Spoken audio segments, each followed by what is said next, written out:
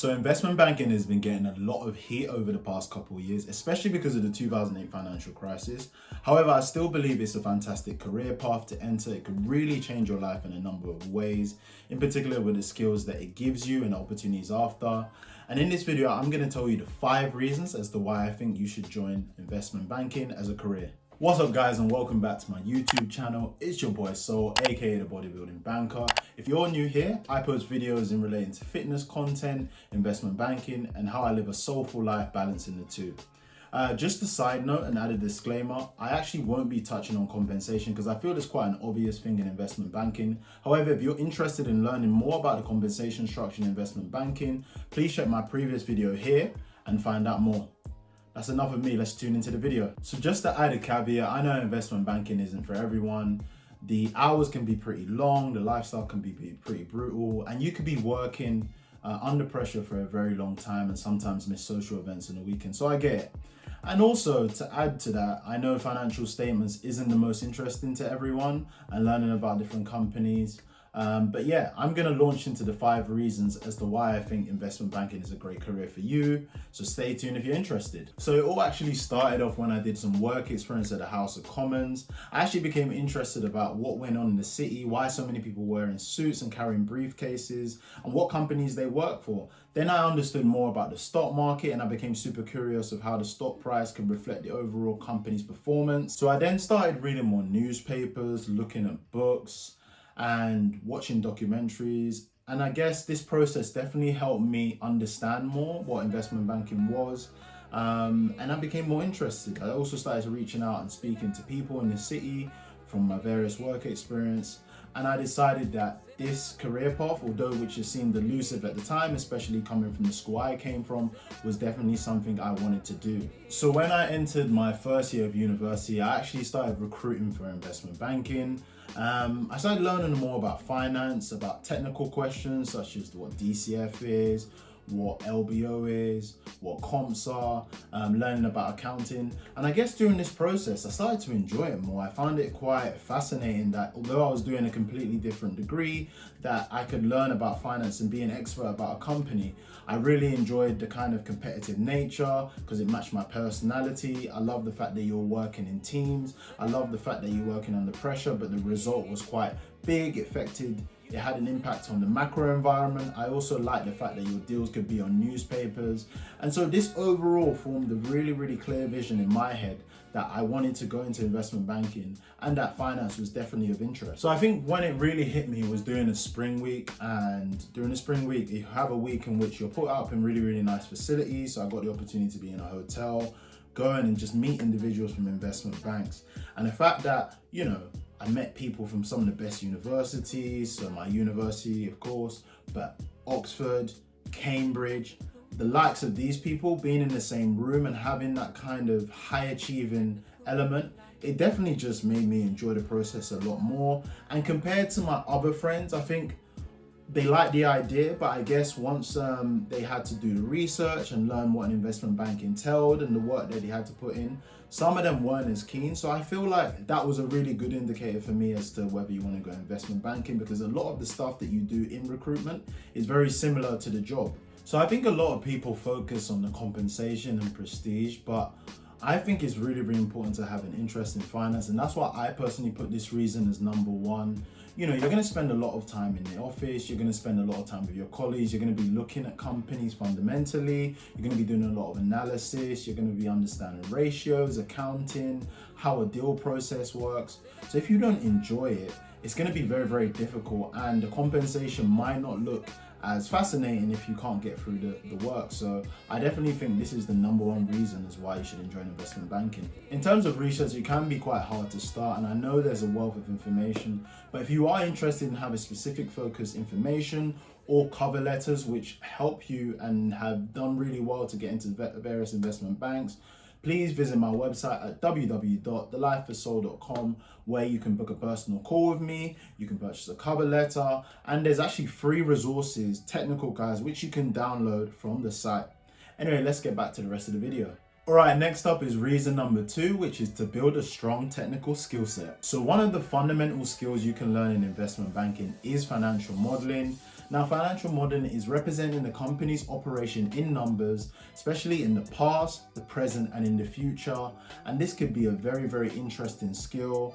Now, in any other business role, you can learn things like building company presentations, managing various projects simultaneously, speaking to clients. But investment banking really is the only career path that you go into granular detail about financial modeling, and hopefully you build a lot of financial models which can help you overall in the future. So one thing I did want to point out is that financial modeling is not only for people who are mathematicians, it can be learned by anyone, and Excel actually does all the calculations for you. So if you're interested in financial statements, interested in understanding, what is the key decision and the key drivers behind a company's operations, breaking down a company into its granular details. So say if you're looking within retail or supermarket chain, looking at how revenue or their sales line is made. So that's maybe a component of their key customers, who they sell to. Investment banking and financial modeling is definitely something for you. So I do remember first learning about financial modeling, and I admit it was quite difficult. We did it over the training in Toronto. It was a fantastic experience, but I did find it hard. But as you build your practice and expertise and you spend more time, it does become a lot more intuitive and it does become enjoyable. I mean, I've worked on some financials for 12, 14, 15 hours straight. And although it seemed like I was working very hard at the time, I really thought I was adding value. I was able to break down a company's component parts. And basically my exercise, or that exercise, is helping a large corporate company, see how they're going to perform into the future. Because as you know, historicals are in the past.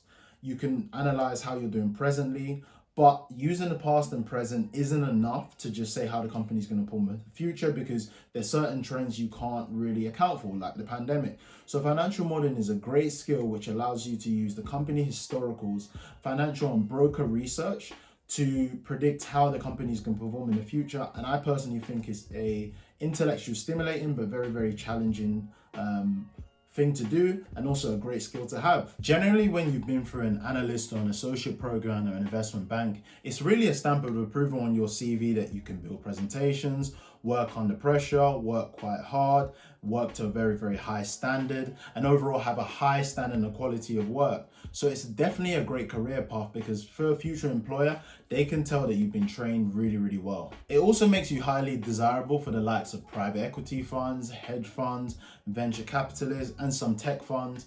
These are pretty much only exclusively available to investment banks, ex-investment bankers. Although you see some consultants get in there, investment banking is definitely one of the most desired career paths to go into. So as an investment banking analyst, you typically, or you always actually get emails from headhunters traditionally trying to hire for these firms, and these could be very, very lucrative roles and interesting roles in the future. A lot of my friends have gone to various roles. They have gone to product managers at tech firms, which are very, very hard to get. Some of them have gone in-house and been the head of strategy of firms like Yahoo and Amazon, which is super, super interesting. So one fascinating example I like to share people is Ed Woodward. So I'm a big football fanatic. I'm a Manchester United fan, and Ed Woodward was the former vice chairman of Manchester United. What people don't actually know that he was a former investment banker as well as accountant, and he actually helped the Glazer family overtake Manchester United in 2005. So working at Manchester United must be completely different, and there must be a lot of pressure to deal with.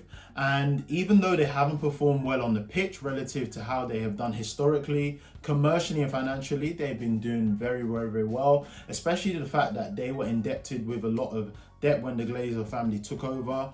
But that just brings my example to investment banking. Because of the skills he's learned and working on such a mega deal, he got afforded the opportunity to work with arguably the biggest club in the world. And that's something definitely to be desired. So just so you know, investment banking is not the only career path you can start with. There's a lot of great people who have gone on to do fantastic things, that worked in finance. Most of you will know Jeff Bezos. He actually worked at a fintech company called Fintel back after he graduated from Princeton, studying computer science and engineering. And also Phil Knight, the former CEO of Nike, actually had a job in finance. Next up, reason number 4 is to learn more about an industry or product. So this reason kind of flies under the radar because most people don't really know how investment banks are organized. It's actually pretty simple. Most investment banks, or at least the bulge bracket banks, are either industry coverage groups or product groups. So industry coverage groups are the likes of technology, media and telecoms, healthcare, and consumer natural resources. So for example, I've worked in industry coverage groups like healthcare and consumer. So you work with a lot of well-known companies that you might have heard of. So in actual fact, it's very, very simple. Most investment banks, or at least the bulge bracket banks, are either split into industry coverage groups or product groups. So industry coverage groups can be anything from the likes of technology, media and telecoms, healthcare, consumer retail, natural resources, and so on. And just to give you an insight, I've worked in the likes of healthcare and consumer retail, and I would have worked with companies you may have heard of. So if, for example, you are working in tech, you might come to face with some well-known clients such as Facebook, TikTok, Snapchat, Instagram, Google, and in some cases you're going to be learning about the industry trends, you're going to learn about the dynamics and the industry financials, and if you're lucky you would actually get to mix with top level management, even the CEOs at some of these big corporate firms. So on the other hand, you have product groups. These groups normally work on one specific type of transaction, but can actually interlock and work with different groups. The most popular one is M&A, which stands for mergers and acquisitions. And there's also ECM, which is equity capital markets. This is where you have IPOs and listings of stock.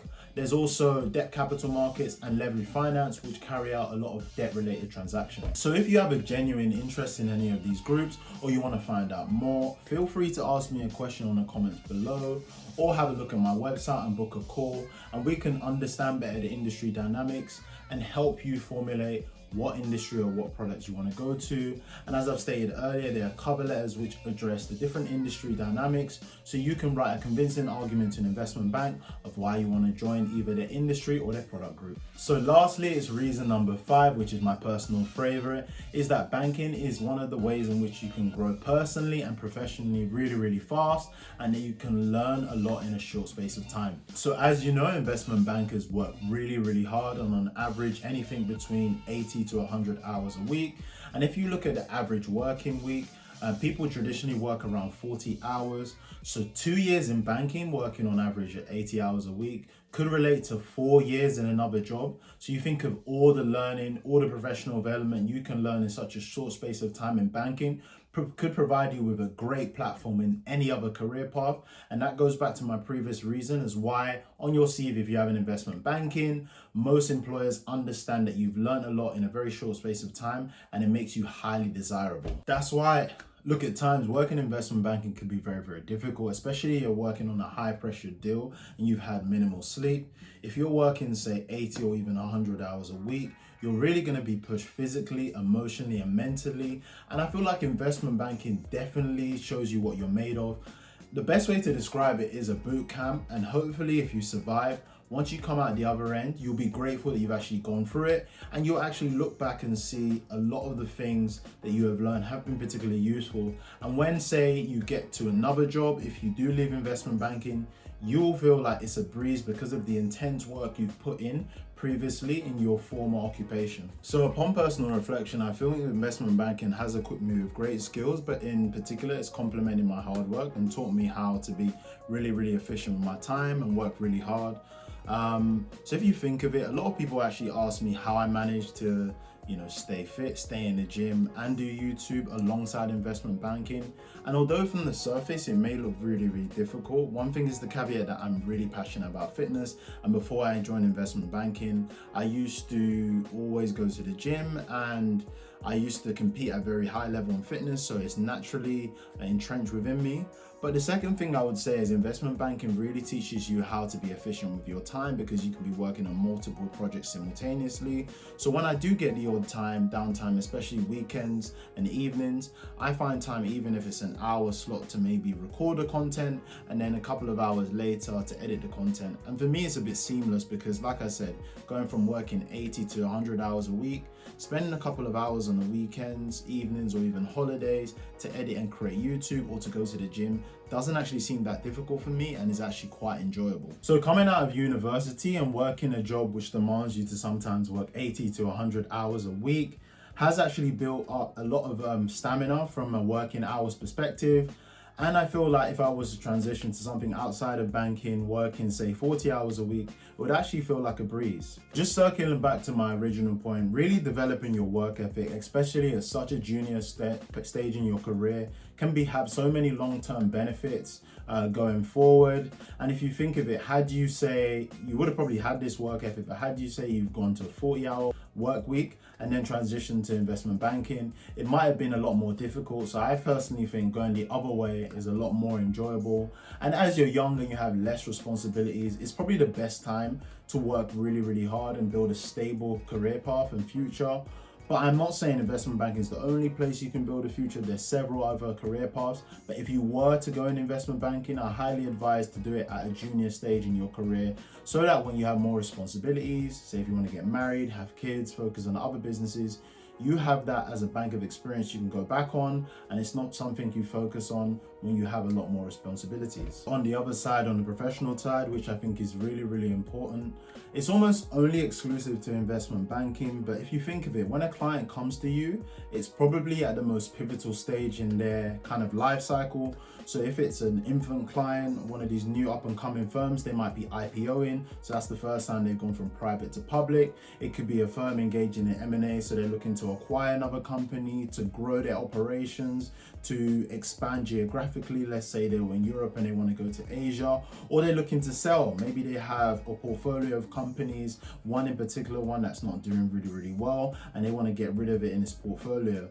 And essentially at this level, most of the time, the C-level management is involved in. So these are really, really important people within the corporate structure. And even as junior as an analyst, when you're working on these deals, from what I've experienced, is you get to work with corporate level people. I'm talking about the CEO, the CFO at times, or anyone really, really important in the business. And you get to deal with them on a day-to-day level. And I think that professional exposure at such a young age is fantastic for your career development. It's actually quite funny when I think back working on my first live project. It was a large-scale project, you know, and I remember just being on the phone calls, and I saw these names and I looked them up, and these are people who are very accomplished in their career, very, very high senior positions. And I think I was just on the phone literally when you had client calls, and I'll be on mute and I'll be listening, maybe taking notes for my associate or my director. But the key thing was taking a step back and listening to how these people think, who are running large Fortune 500 corporations, listening to their strategic views, listening to the way they plan the business, just the way they talk, the etiquette. I think that was all fascinating, and especially at such a junior stage in my career, I think this was great for my learning development. And you can only imagine, if you're doing this at a very young stage in your career, this can perform a fantastic platform for any job you go into. One of the key things I really learned was negotiation, strategy, and this is almost exclusive to investment banking.